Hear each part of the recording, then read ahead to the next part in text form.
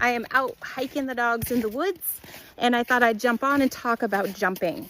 Jumping is one of the most common issues that I saw when I was at the kennel training. It's a very frustrating behavior.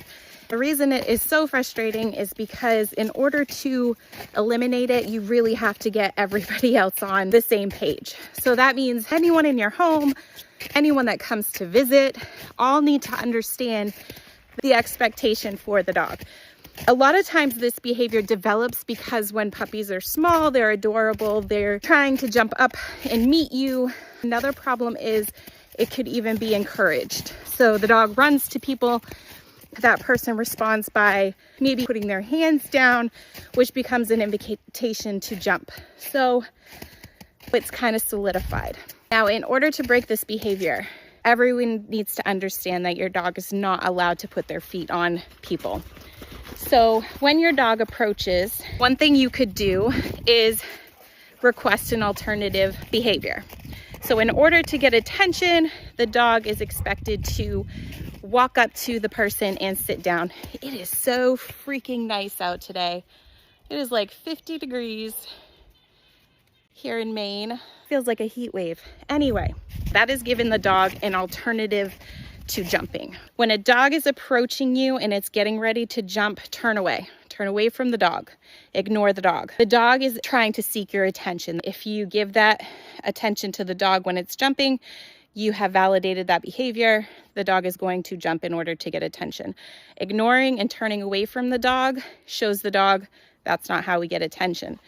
If you know that your dog is not going to be able to maintain when somebody enters the home, separate that dog with a barrier, a gate, a kennel, put the dog in the other room.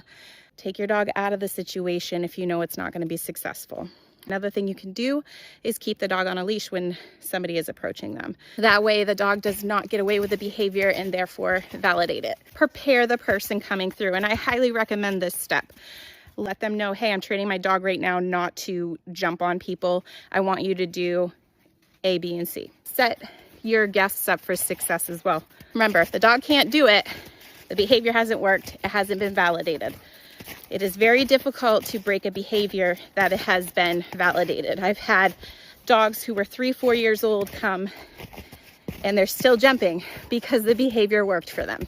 One thing that is effective that I kind of use as a very last resort is pulling my knee up. If I've tried everything else, I'm going to put my knee up and I'm going to make it unpleasant for the dog. I'm not going to hurt the dog.